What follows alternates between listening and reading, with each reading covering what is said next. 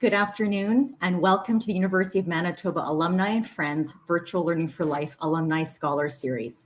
My name is Tracy Bowman, and I'm the Director of Alumni Relations and a proud alumna. Thank you for joining us today and making this event part of your day. This series of the Virtual Learning for Life program is especially exciting as we have the opportunity to profile many alumni who are doing amazing things and excelling in every sector imaginable all around the world, proving that alumni are one of the finest examples of how a degree from the University of Manitoba helps better our world. So before we get started and I introduce today's speakers, just a few housekeeping details. All of you are watching this on YouTube as usual, and we're recording today's session so that we can share this with you later, so you're able to view it as many times as you want, share it with friends, family, colleagues. We encourage you to do that. Also, as usual, we're using the platform Slido, that's slido.com, and the password is VL31. That is how you're going to be able to ask our esteemed panelists questions today. So I encourage you to bring that right up on your browser right now. So when a question comes to mind, you're able to post that and ask those questions, and we will be looking at that platform throughout today's session. Our format today is a little bit of everything. It's an exciting format. First, we're going to be hearing a short presentation from our panelists. Then it's going to be followed by sort of a discussion style fireside chat conversation. And then the speakers will answer all of your questions that you post to Slido. So now let me introduce you to all of our speakers. So I'm really excited to say that the topic for today is in conversation with the partners of 5468796 Architecture. The architecture's firm's partners, who are Sasa Radulovic, Johanna, Hurme, and Colin Neufeld, are all Bachelor of Environmental Design and Masters of Architecture grads, and they'll be sharing some of their very innovative work and research in housing and their overall architecture philosophy and approaches. They're in the middle of completing a publication titled Platform Middle: Housing for the 99% for the College of Architecture at the Illinois Institute of Technology in Chicago. The award-winning 5468796 Architecture, they've completed, if you're familiar with their work, they have completed groundbreaking work all over the world, and we're so very lucky that they're based here in Winnipeg. And finally, I'm also excited to introduce Faculty of Architecture instructor Jae-Sung Chon, who is very familiar with their work and actually is their past instructor, and he will be facilitating the fireside chat conversation with Johanna, Sasha, and Colin to follow, as well as we'll be posing the questions that you post on Slido. So with that, over to you, Johanna, for the presentation. Hi there. Thank you, Tracy.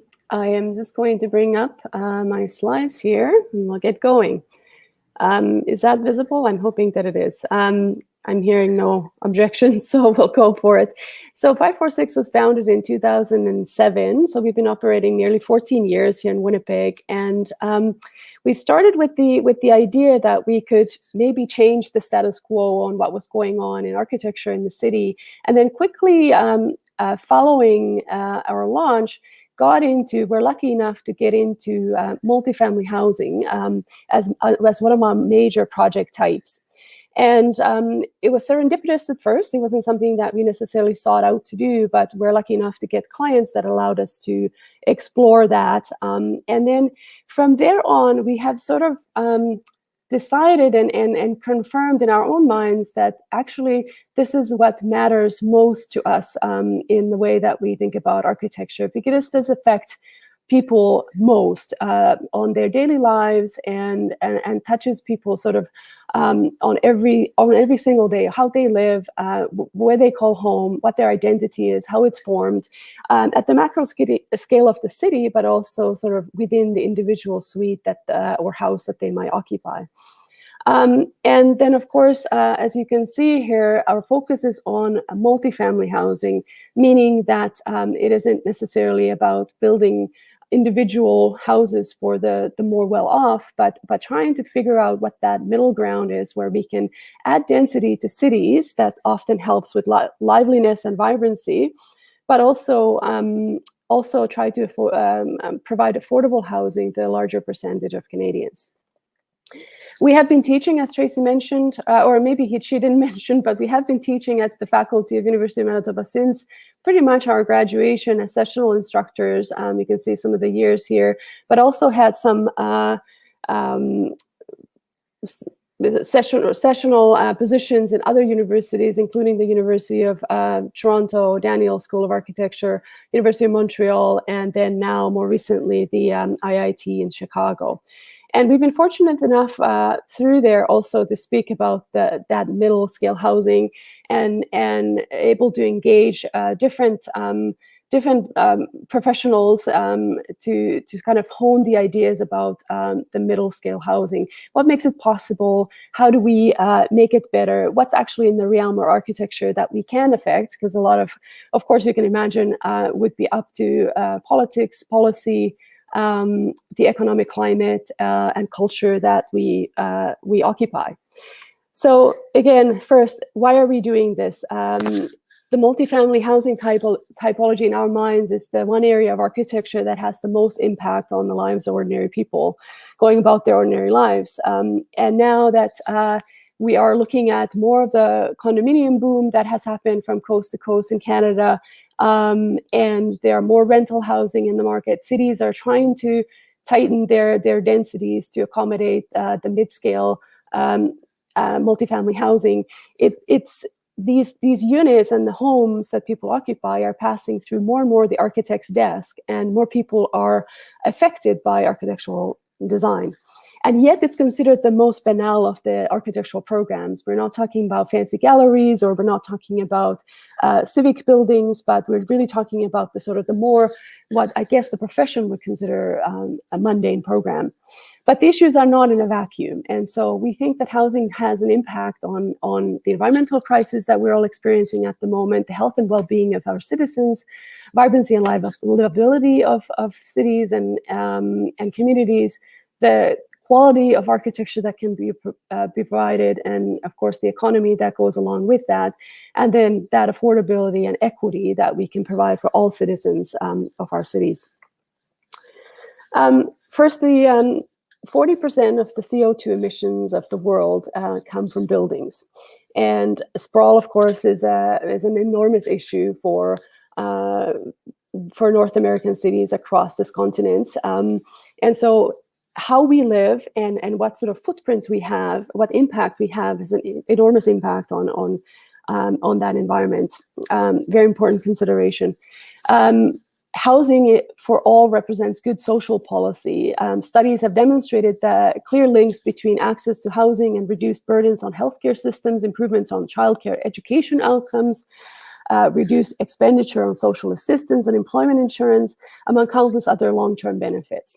So it isn't just limited to the development world.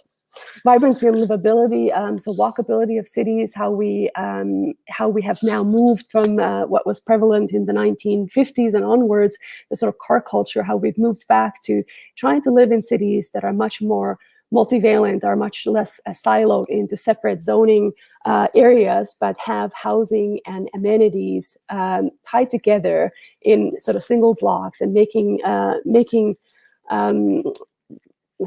your daily sort of shopping experience more interesting than going to the supermarket parking lot, but being able to pick up a loaf of bread on your way home, and just on foot or by bicycle. Quality and economy. So the idea that it's critical to remember that even though we often talk about the need for density to make the economic case for our cities better, we also have to remember that that density comes in all kinds of forms. So we're not necessarily promoting the kind of density that you might be familiar with from Far East in the world, or sort of tower construction, but really that kind of a mid-scale, comfortable places for people that kids and seniors can occupy. And it's really important, and I think especially now that we're sort of in this reset mode of what happens after the pandemic is past us, we have to remember that the stakeholders include every walk of life citizens, and how we can provide housing to each citizen. So that's becoming more and more important consideration, and often isn't something that architecture in particular deals with. So what is the issue in particular? I'm going to spend a little bit of time trying to paint the picture of that issue. And while I'm talking about Canadian statistics, but we have to remember also that it's quite a different situation on the coast versus our prairie city here in Winnipeg. So first, politics and policy. Of course, us being architects, we can only affect so much in the work that we do, but there are a lot of these ideas or thoughts are not happening in silos, and we have to know that a lot of this discussion is hindering on what public policy is, what is the economic climate that we operate in, what sort of cultural values we represent. And a value of dwellings is determined by large supply and demand. The cost of new construction is primarily determined by skilled labor costs, secondly by the cost of materials. And according to the 2006 census, a little bit old, but 28% of Canada's 12.3 million households own their own homes outright. But most of the remaining 72% either carry mortgages on their properties or rent them. And it's also commonly accepted measure that you shouldn't be spending more than 30% of your before tax income on housing before it's considered an unaffordable situation. So by that metric, 25% of Canadian households, so over 18% of the population, may actually have affordability issues here in Canada. So that's 6.76 million Canadians, so quite a big number. On the same token, if we use that 30% gross to monthly income ratio as affordability benchmark, a household would have to earn about $60,000 annually to afford a market rate rental unit, which is, going rate about $1,500 a month. And that's only for a 1 to 2 bedroom if we count a larger portion of Canadian cities. In addition to construction costs, the government imposed charges are a very significant cost component of any new construction project, accounting upward of 18% of the total cost. And Metro Vancouver estimated that there'll be a shortfall in the region of about 27,000 affordable rental units in 2028. And so if we think about this at the world scale and comparatively to other similar places like Northern Europe that has our winter cities as well, only about 5% of Canada's total population lives in social housing. And by contrast, 32% of Sweden's population lives in social housing, whereas that number is 34% in the Netherlands. So when we think about, how to house people and who that responsibility falls upon here in North America, it's quite a different situation. We are relying on our private sector to provide affordable housing for everyone. And the situation is pretty dire. Since 1972, the percentage of social housing units built in Canada has dropped from over 20% to less than 1% of total housing units built in the same time. So it's pretty staggering statistics. In the Netherlands, again, about 350,000 nonprofit social housing corporations who finance housing for those at the bottom of the economic pyramid, and such corporations provide 45% of the total housing stock in Amsterdam, for example. Again, very different number here in Winnipeg. And a part of the challenge, of course, is what we call the NIMBY syndrome. You might have heard of this, not in my backyard. So again, when we're trying to put affordable housing or multifamily housing in many of the currently zoned as single family home areas, there is a lot of resistance. People say that, yes, I'm for density. Yes, I want cities to do better, but not quite here. And then when everybody has that opinion, it often eliminates ability to, or makes the development really difficult. Some advocates in the world believe that the Canadian Charter of Rights and Freedoms should include right to housing.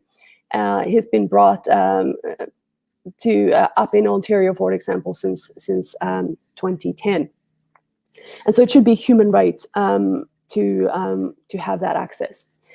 So other challenges, of course, is the density and service costs. So most Canadian cities are actually broke. They're broke in a sense because they are really trying to stretch those municipal tax funds far. And what's interesting in that discussion for us all to consider is that the Halifax Regional Municipality calculated recently that the service costs of an urban household cost over $2,000 more to taxpayers. Sorry, suburban household costs over $2,000 more to taxpayers than an urban household. So if we think about where density goes, where should we be building new developments to house our growing population in our cities, there's a huge difference in the long-term maintenance of where those households get placed. And more on that a little bit later. So when we look at, compared to my hometown, where I come from is Helsinki, Finland, and when we look at the density of very similar sized city in the core, or even just the basic footprint is about twice the size for Winnipeg. And so you can imagine that it's hard to maintain that kind of a footprint. It's difficult to get those tax dollars to cover all the services that we hope to provide for our citizens. In addition to that, the downtown area, again, in an older city, so for understandable reasons, but for an older city, 5-6 times denser than Winnipeg's downtown. So if we looked at, let's take the density of Paris, that doesn't really have tall buildings. It's not a Tokyo, it's not a Singapore or Hong Kong. But if we take the density of Paris, that's mostly consisting of 6 to 8 story buildings, we would fit the entire population of Winnipeg from downtown to Pula Park if we use the same density. So 7.5% of its current footprint. Again, so just to highlight what the affordability issue is.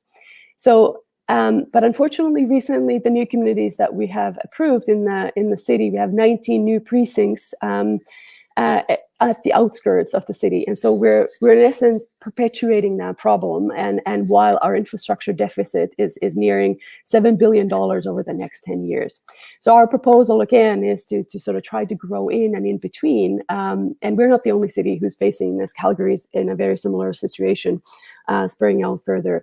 And at the same time, the surrounding communities, the ex-urban Winnipeg is growing twice the rate than our own city.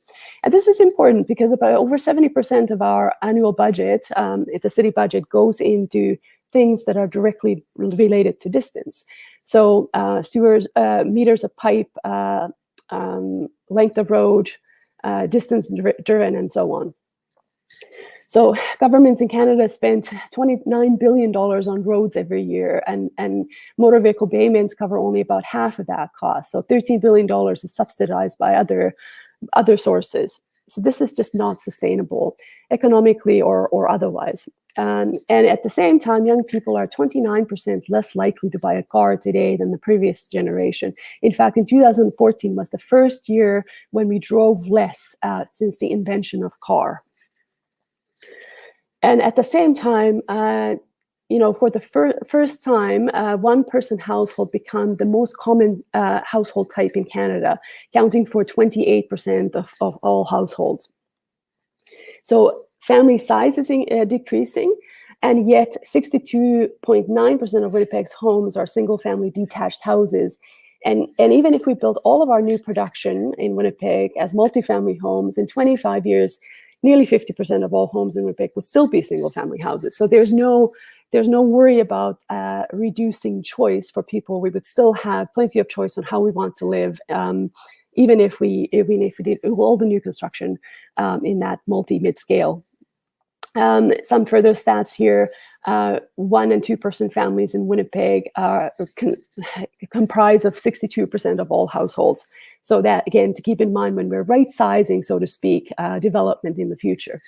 In the 1950s, an average North American occupied about 290 square feet of floor area per person. And in 2007, that number was nearly 900 square feet per person. So you can imagine that environmentally, our footprint, our personal footprint, has increased about 300% in that time. So how do we make sustainable choices in the future? How do we consider the environment and the way that we use our cities so that we create equitable places for everyone to live? So the average Canadian or American has about 200% more residential space on average than, let's say, the UK, the Spanish or Italian resident. So that's the world context for your consideration. We are using about 10% of space in our floor area here in Canada. for very occasional guests that may stay with us for a total of 2 weeks a year. So this would be like guest rooms and formal living rooms and things like that. So the frequency of use in our spaces isn't terribly high. Also, for every American man, woman, and child, there are about 7 square feet of self-storage space that gets rented. It's a funny statistic. Nearly 1 in 10 households rent the storage space, up to 65% in last 15 years. And so when we then think about the future of Winnipeg at the macro scale, Winnipeg is projected to grow by about 200,000 new residents in the next 25 years. So with an average of 2.5 persons per household, which is the current stat, this means that 80,000 new homes would need to be built over the next 25 years. So we have an opportunity there. We can certainly impact the way that things get done. If we built more reasonable density, meaning that just 30 units per acre. This is a very sort of planning and architectural term, but it means that mid-scale, townhouse type development, still low to the ground and so forth.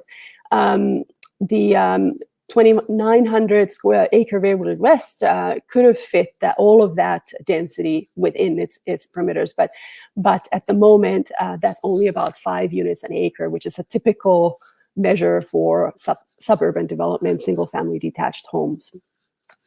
So the other issue that comes to play, of course, is planning and land value ownership models in this discussion. And its essential feature, affordability, is that land allocated to social housing or housing in general would be priced at 1/3 of the open market. And another interesting statistics is that the detached family home is the only permitted building type on 75% of land in many American cities. So when we think about the zoning and the regulation that surrounds the way that we build our cities, this is a huge factor. In 2018, Minneapolis became the first city to eliminate single-family zoning altogether, and the state believes that through upzoning charges, they will be able to house their growing population at affordable rate. Neighbors for More Neighbors became the rallying anthem used by supporters. And in 2019, Oregon became the first state to ban restrictive single-family zoning codes altogether. And again, there are many there's a lot of background in this, but we can talk more about it in the chat. The other argument on the flip side is that planning potentially makes housing more expensive. So there's interesting is when you go into planning neighborhoods, and even before anything gets built, a study from Vancouver was showing that it ups the land value. And even though there are good initiatives and good intentions on all sides to build better communities and so forth, just the fact that speculation investment into housing creates a situation where that land is valued now higher than it was before. So the higher the proportion of lower density dwellings, detached and semi-detached houses, the lower the cost of the cheapest houses in some of these studies. So common arguments planners make regarding densification are its impacts on the environment, the economy, and most debatably social issues, including housing affordability. So they don't necessarily go hand in hand, affordability and density. But what we can do is we can look at strategies that fall under what's called inclusionary zoning. So they refers to a range of strategies that would be there for private developers to offer low cost saving and incentives, to be offered cost-saving incentives by the government to incorporate affordable social housing as part of the market-driven developments in order to reduce gentrification and provide opportunities for disadvantaged families to move in low-poverty areas. So this is something that takes many forms, and there are many examples which we don't really have time to get into, but again, Vancouver, the inclusionary zoning requirements for large development sites were introduced in '88, mandating minimum 20% of new residential floor space to be provided as social housing. And in 2017, a new 10-year plan increased the minimum to 30%. In Montreal, 2005 requires that all new residential developments provide minimum 30% of new units as affordable housing, split equally between social housing and affordable rental or ownership units. And Toronto is in the process of adapting its own inclusionary zoning. Some of the issues are that, again, it's only required for 5-acre sites or more, whereas most residential development appears on sites that are less than 5 acres. So not perfect. So I guess in summary on all of that, the density will improve city economy, it will improve environmental sustainability, it will improve the health and well-being of our citizens, vibrancy, and reduce reliance on car, but it does not improve housing affordability necessarily without other strategies and regulations in place. So commodification of housing. The value of the local real estate is about 217 trillion, so incomprehensible numbers, nearly 60% of the value of total global assets, with residential real estate comprising of 75% of the total. So part of the issue is that it boils down to money, and when we leave it up to the private development, we're looking at how to combat their basic profit formula.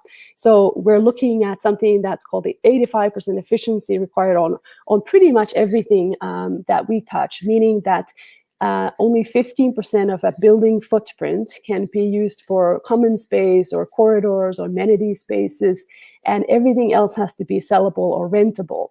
And so I'm just throwing a couple of slides here, but when we as architects then tackle a project, we have to be very much aware of where those numbers sit, what sort of rate can be billed for, what can we squeeze into the pro forma of that developer to be able to provide quality for people and to be able to build something that's sensible otherwise and not just getting their value. But at the same time, we know we don't have a job and someone else will do it if we're not meeting their profit targets. And there are many ways that this can be resolved. I won't go into the detail here, but also what's important to note is that when we're trying to play with the things like, oh, could we provide, this is a footprint of a multifamily housing floor with the lobby in the middle there in orange and corridor ending to 2 exit stairs, which are required by code.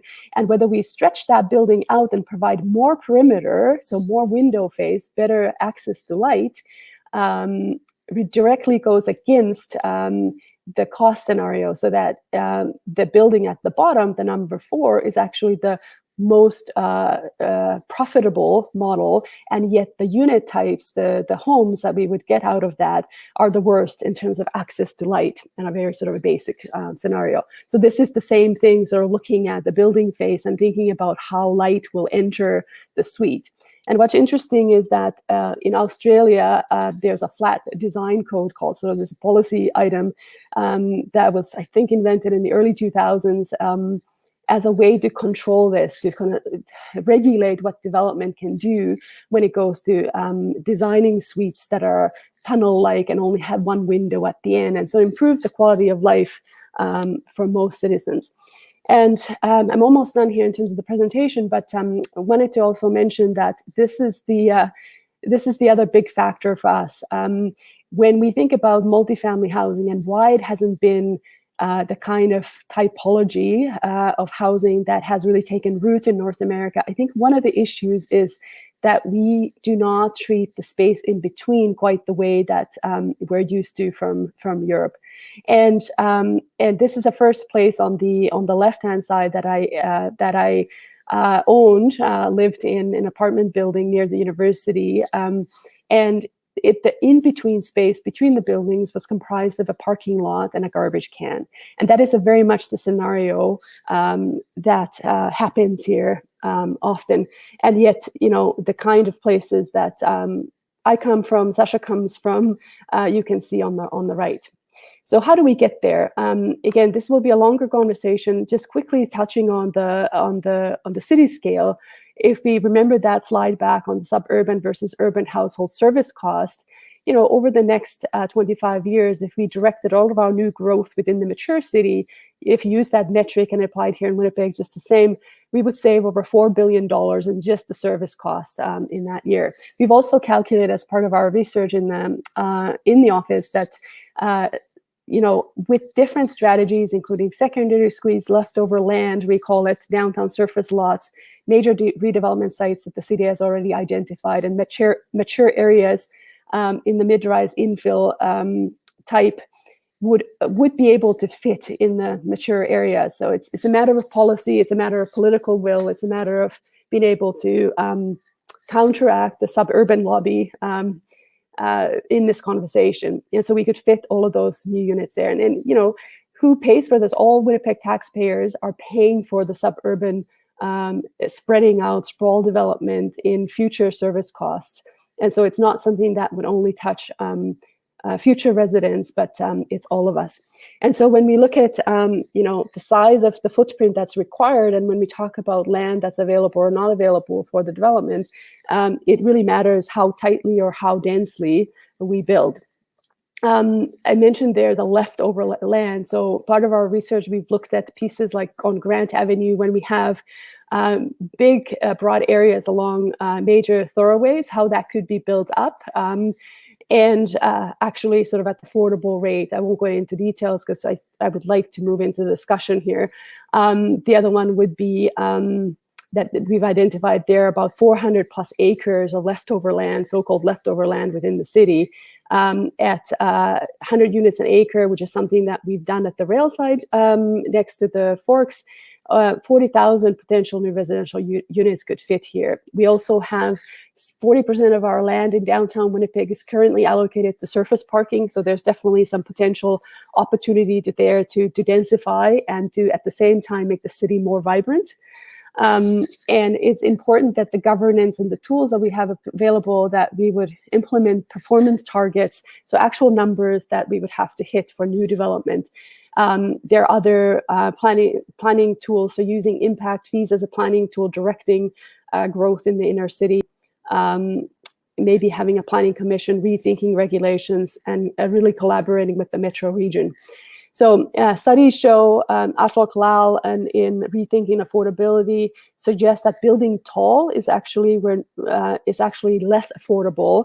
That has to do with mechanical requirements, has to do with the building materials types that's required for tall buildings, all the foundations that you need and so forth. But it's actually more affordable to go more mid-scale. So 3-4 stories is sort of the ideal spot when it comes to affordable housing, considering all of those factors. And studying Berlin found that due to increased distances required between tall buildings, a 6-story building height yields most density up to 12 stories without compromising human scale and comfort. So when we think about good cities and places we'd like to live, it's sort of these types of in-between spaces where kids can play and seniors can sit and watch. And this is sort of the kind of place that I personally grew up in. In fact, I'm their number 3 on the skiing costume back in the early 80s. So as Jan Gehl, a great urban thinker, says, first life, then spaces, and then buildings. So maybe architects like us can redirect our thinking about what we should be, how we should be approaching design. And now we do have a number of examples of our own projects that we can use during the discussion, but I will turn it over to Jay at the moment. Great. I just had a bit of an accident behind me, but anyway. Well, thank you for the presentation. It was just when we were expecting like a lot of interesting works. Now we have lots of things to think about, I think, before we engage the works, which is lovely, because you know you can always go back to your website to see your works, how to work these out, how you're working on these issues. So I think it's a wonderful way to sort of work our minds towards your work. I would like to start by it's a simple question as a practice. Why you don't just wait for the phone call? You just don't, right? You just don't wait for the phone call. You have lots of things that are engaging. These datas and these sort of topics are just not sort of just comes to you on a book or a booklet. You've searched them, you tallied them up, you studied them, you analyzed them, you made a kind of an agenda out of these sort of conditions. And typically an architect or a designer profession could just wait for the phone call to ring, and then take the commission and do the job. I'm just wondering, just as a starting point of the way you work, why do all this sort of collection data, making an agenda, making a sort of a statement? I know in your practice you don't not only do professional work architecturally, but also do a lot of other things, right? A lot of other things. You engage events, you engage different kind of programs. So I'm just wondering why would you not just? I'm not saying in a sort of negative way. I think it's very interesting that you're not just waiting for the magic phone call to work. Well, Jay, I think one of the reasons is that's what we learned at university, right? This may be the answer for the for today's audience as well. But it is one of the things that we've learned going through school and through our education is that the process matters and how you get the information really matters, and you can't just do that on demand. You sort of have to demand it of yourself before you engage a project, right? And we as a profession are typically a project-oriented sort of production, right? When we, as you say, when we get a commission, then you do the commission. But the context within which you do that commission really defines what it's going to be. And I think that's one of the reasons that's come back to paying dividends to us as we were able to develop a knowledge, if you wish, and a body of work that's not directly commission related, but it deals with issues, it grapples with issues that Johanna's sort of touched on in her presentation, and then that enriches every one of our projects. So therefore, it's much easier to create work that has depth and it's actually grounded in the in data, if you wish, or in other ways that we understand built environment, rather than just try to deal with the problems of very narrow, if you wish, set of circumstances that any project brings within that. And so that conversely, what that did to our practice, it's sort of creating a body of work rather than we consider every next project as a stepping stone towards the better, better architecture, if you wish, or better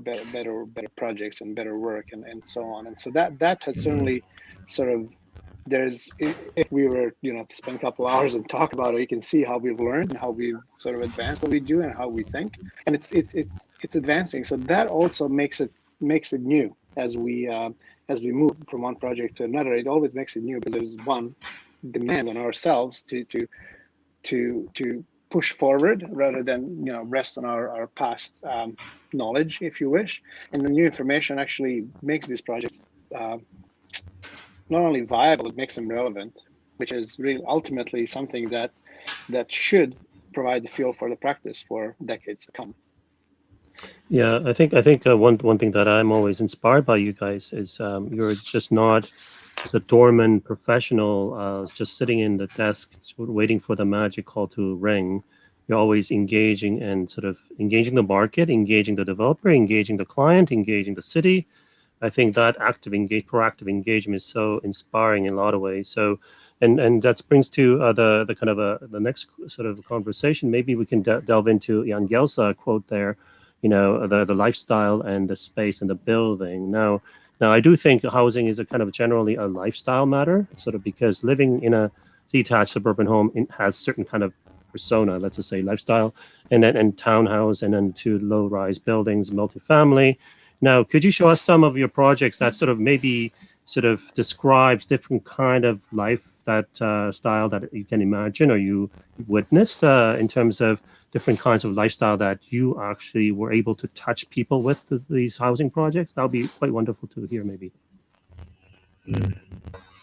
Johanna, you hold the reins to that. Yeah, I was hoping that one of you would say which project you want to look at, and then I can bring it up. If I recall correctly, like even if you started with UCube first and then move into the, I think it's a pump house second, right? Because I think those projects sort of stages different kind of living condition, different lifestyles, and quite lovelily as well. So you're absolutely right, Jay. They do sort of help us put a new dimension, if you wish, on something as rudimentary as domestic life is.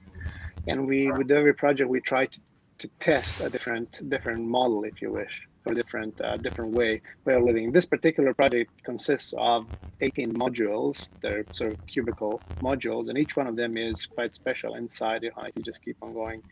There's good. There's slides on what they are inside, but the project itself is very much about how they each one of the individual houses, if you wish, or townhomes, relates to each other, and as such, it sort of builds a part of the city. So every time we touch a project, we think of it how it fits in the city, how it fits within all the things that Johannes talked about in the introduction, and then at the same time, how does it internally change, if you wish, or improve, preferably, if we can, improve the way people live, and therefore accept more denser environments than we're 75% of our city is, which is single family housing, and so on. And so we're trying to seek the quality that we can introduce to architecture and planning that would combat basically an inertia of our preferences that we only know because that's all we know. That's all we grew up in sort of North America. The question about density, the general public might respond with density equals low quality, right? So or lesser quality compared to what we assume as a quality, right? So the kind of different kind of quality appeal, different kind of quality may emerge out of your projects. I'm just wondering whether you can sort of show us a couple of different qualities of enjoying the city, different way of enjoying this sort of urban environment, different way of engaging each other. I mean, I just had a quick peek of one of the slides that you passed through. The rooftop of the U-Cube is amazing as an example, as a kind of a city civic, but also personal patio. So would you mind talking a little bit about different kind of qualities of these multi-family living could sort of engender? Yes, I brought up, if you can see the screen now, with a project that we were just working on in Calgary, and it's very similar to before mentioned railside development that's happening next to the Forks, but it is more of a concept plan, master plan, and the architecture itself is less important, but it's about this public space in between, and maybe we can spend a little bit of time trying to describe that. And so it's about sort of closeness of the amenities. You're not living in a house where you have to access everything that you want to go to or take your kids to via car. So it's less isolating. It's you having sort of access to a coffee shop that's right below your residence, or it's about having a yard that, again, in those pictures that I alluded to, all of my friends that I met when I was a little girl were from the same yard, and we even said in the Finnish language that way, not from the buildings. And so when we think about an identity of a place or place that you want to belong to or be part of as throughout your life, from a young child to a senior, that connectedness to a community is huge. And what we're finding through the research is that seniors, for example, that are in suburban developments where there are no services nearby, but are sort of very much siloed and just have houses around them, once they're not able to drive anymore, get very isolated, have mental health issues, and suffer from that isolation in quite a different way than being in a community and part of something. So in this particular case, there's an example of how you can densify sort of more suburban development. You can see in this image downtown Calgary in a distance there. So this would be probably equivalent to being somewhere in the, I don't know, Maples even, or something like that in Winnipeg. And so we have an old school site that we're trying to figure out how to make a complete community, and again, some planning lingo.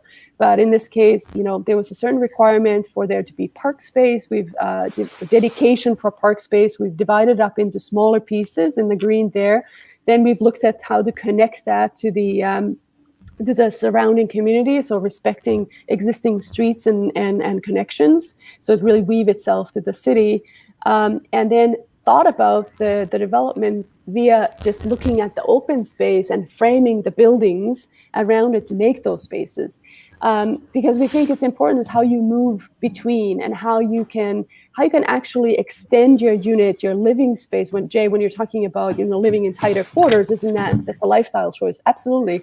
But then when you have a front yard it's large, and you have other people that you can interact with and maybe become friends with and have ownership over that space, and feel sort of sense of identity and environmental, create microclimate, so to speak. So that's, when wind gets stopped because we have buildings that cup spaces when the sun can sort of hit the northern faces of those areas, then it's quite a different environment, and it feels comfortable and feels, I would argue, similar to the way that you'd be able to enjoy your own backyard, but with more community injected into it. So this is sort of the master plan showing here, and the types of buildings that could occur on the site, but we don't know yet. These are to come. And again, here we're targeting, or the developer and the Calgary Municipal Land Corporation is targeting lower income immigrant or new Canadian communities as the future residents here. So it's a mix of townhomes and multifamily, sort of up to 6-story buildings. We don't have an interest generated from combining all single-family homes where is sort of shown into a community. You sound like a cyborg. Okay. Yeah. Then I will stop. Okay. Lung transplant. I thought that was a Darth Vader version of Colin Neufeld. Okay, we'll try it. But Colin, that's actually, for what I think you were saying also, is there's a certain dishonesty that we generally have towards density, which is that the low density does not pay for itself, and the high density does. However, we keep on pursuing the low density that actually ends up costing us all. And there's a certain dishonesty that, yes, low density comes with price. We're just not willing to recognize it. And if we were willing to recognize it, the city would not be, generally our cities would not be broke. I think we'll go to the questions in a minute, but I think it's amazing and difficult, of course, challenge that you're heading towards quite strongly, like the profitability with quality, and the kind of lifestyle with quality, and NIMBY with quality. So I think the Yangel's quote about people, lifestyle to space, and then you're literally designing that way. You're mindful of the lifestyle, and you're creating a kind of a spatial quality, and then you're conceiving building within that qualitative space. So sort of kind of outside in kind of approach, where you're imagining the lifestyle, you're sort of making the kind of urban spaces that is about collective, and then you're sort of coining the building within that sort of framework. I think it's quite amazing to see that approach. So I'm sort of inspired by that discussion, that especially towards the last project that you demonstrated in Calgary, it's really about those in-between spaces, that making a collective spatial condition for people to sort of imagine their life within, and then you think about the projects within. I think that's an amazing way to, in a way, battle in NIMBY culture, where my big question is, how do we battle the NIMBY attitude?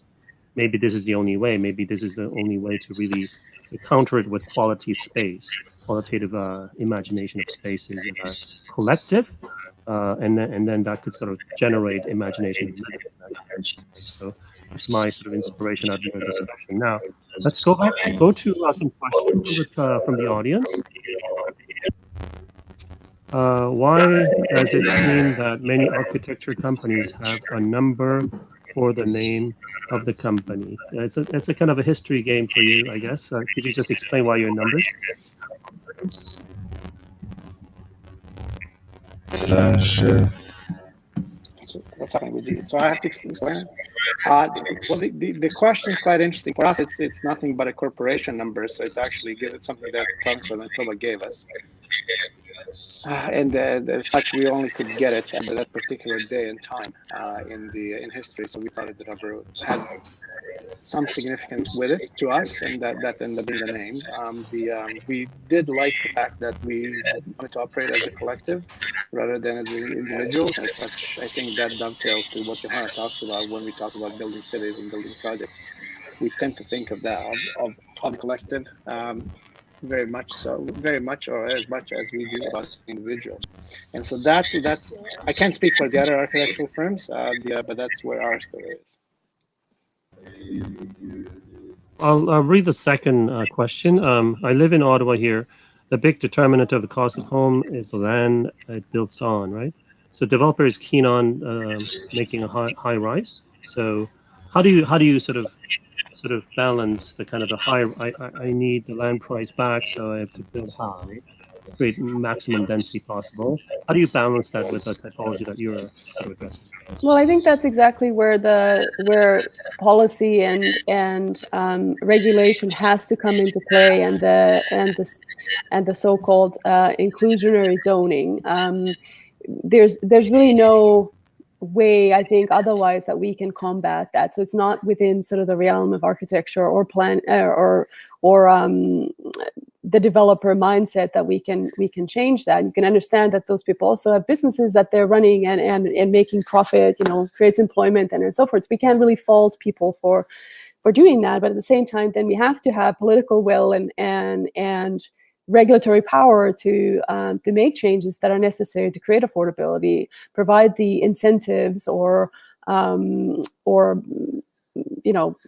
again, rules around what should and shouldn't occur. And there's some good examples from around the world. Again, we don't have time to necessarily go into all of it, but that's what's required for us to live differently. And of course, advocacy and trying to get these issues to the table so that more people would understand them more intimately is important.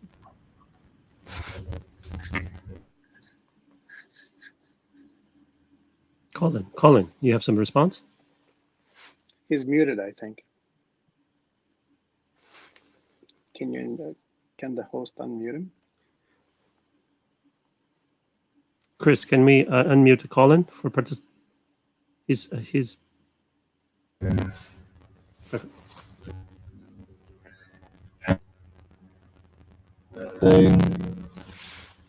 Alright. The microphone's not working. We'll go to the next question in the meantime.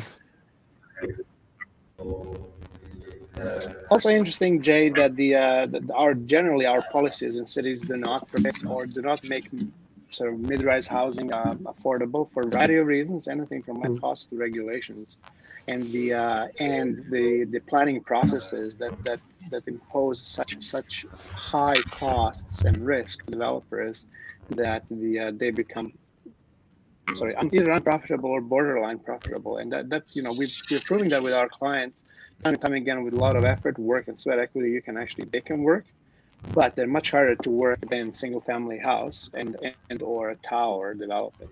And so I think when Johanna talks about mid-scale development, that has to be a regulatory sort of retooling across the municipalities in Canada, and that's what our research actually shows as well. While we wait for the next question to arise in the screen, here we go. Why aren't the area of development of whole communities of smaller houses or smaller? They used to be 100 years ago. Yeah, I think that's just the market condition. It's we're creating, or the development industry is creating the desire, and maybe focusing too much on single sort of type of house that they would produce and creating that desire. I think we have to see alternatives. And then that's why I'm hopeful about some of these examples that, the Railside development or the Chroma East in Calgary, that we'd be able to show on a bigger scale what a good, vibrant urban development could look like. What could it feel like? Because people can't necessarily imagine something that they haven't been part of before. And I think that's the issue. And so we're building larger and larger houses. Our sort of value that we place ourselves, or how successful we are, is sort of directly tied in the amount of square footage that you have. And people have that upward movement that, you have a starter house, and then you have a house that you can sort of look yourself in the mirror, I guess, to live with the family, and so on. Whereas, where we come from, I've never had lived in anything but apartment building. I know that it was the same for you, Jay, right? And that was completely acceptable and a way to live. And it's culturally quite different, ingrained in us differently here. But to answer the question directly, our property values are too high for us to build 900,000 square foot houses on the properties that exist in our inner city neighborhoods. Right, and our zoning rules are such that the lots have to be of a certain size for them to either be in a neighborhood or to be in a new neighborhood, and the property values are just bare land values that justify building smaller. And so the math is such that it has to again be addressed on a higher regulatory level rather than on a project by project. We can build small development of 10 houses on a quarter acre or something like that we can sort of figure out how to do, but it wouldn't be nothing but a typical townhome. We can go to next question. Next question, I think, is related to COVID. Would there be some opportunity to redesign some office building to housing? I think that was the question that I remember. I would love to take this one. Yes, I was just recently part of a seminar that dealt with the downtown and sort of the future of downtowns across Canada, and we had some great speakers. And part of that, I think, one of the big issues that all of the sort of forward or the most current urban thinkers are putting forward is that we will have a sort of lag in people returning back to downtown business cores and offices on full time, and that there will be a market for converting some of those buildings into housing stock. And that's a huge opportunity, I think, that represents itself both sort of for the development market, but also for cities to renew themselves through the identity of their downtowns. What about the next question that I scanned here? Generally speaking, Winnipeggers are quite scared of living downtown. Why do you think that's the case? Well, not having experienced it before would be one. And I do think that it's the lack of that in-between space. And so when we think about kids playing, we think about seniors sitting about, observing life go by.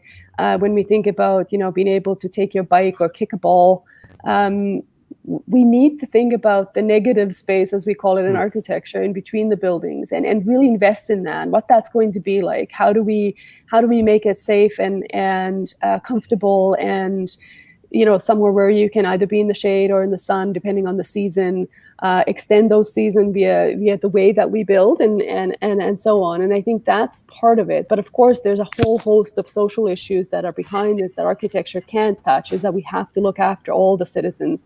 We have to deal with the social problems and mental health issues that are creating homelessness in our cores, and creating then, drug issues and other social problems. So that it's a bigger item for sure, but also the lack of experience is just how to live urban would be part of it in my mind. There's a couple more questions, but before we go to the next question, maybe do you recall any project? I'm sure there's a lot of projects, but that comes to your mind right now that you had most struggle with these issues, like in terms of convincing the client or in terms of getting it through the user group, that you had to fight over or convince them that this can work? And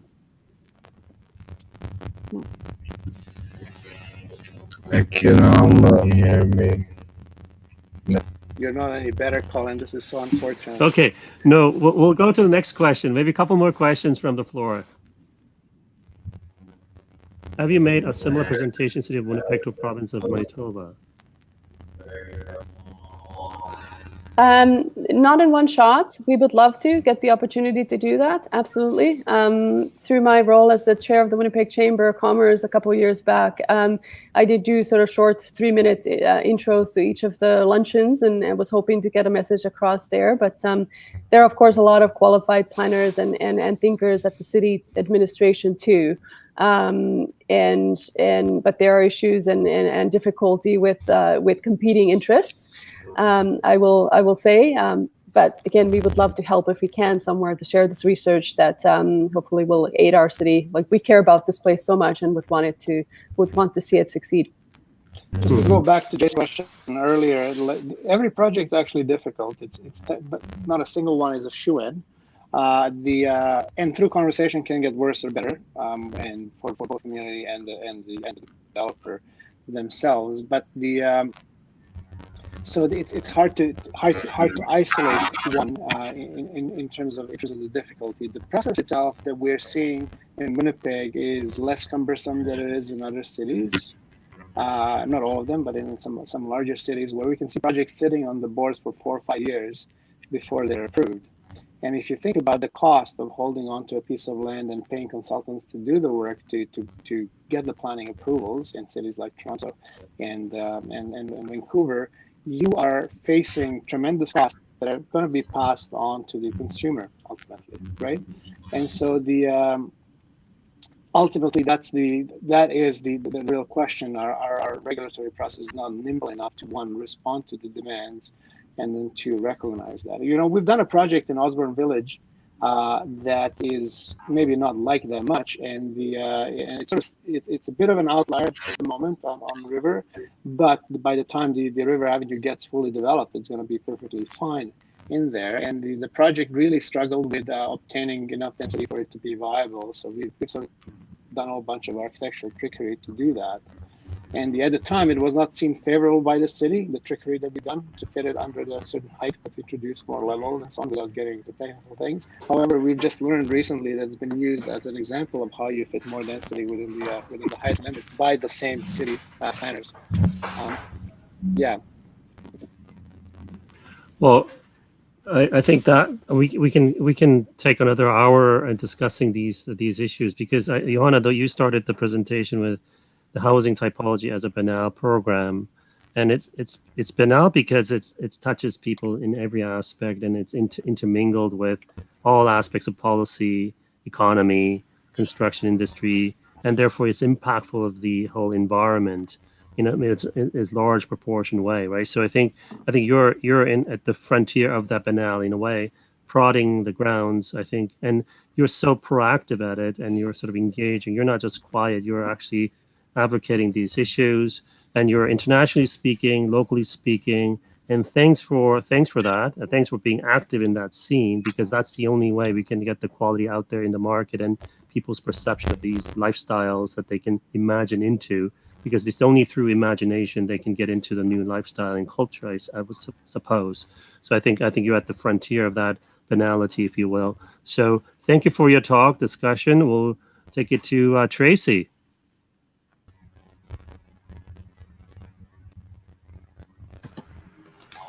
Thank you very much, everybody. I'm sorry we couldn't get to all the questions. There's a lot of other great questions on Capian Barracks, on infill housing, and also just on housing policy in general. So I'm sorry we couldn't get it to all of it. As Jay said, we could have spent another hour on this really interesting topic. So thank you to all of you, Johanna, Jay, Sasha, and Colin, for taking the time and for your perspectives. And for everybody who's listening, thank you for taking the time to spend with us today. We will be sending you a link to today's session, as well as a survey that we encourage you to share your thoughts and feedback.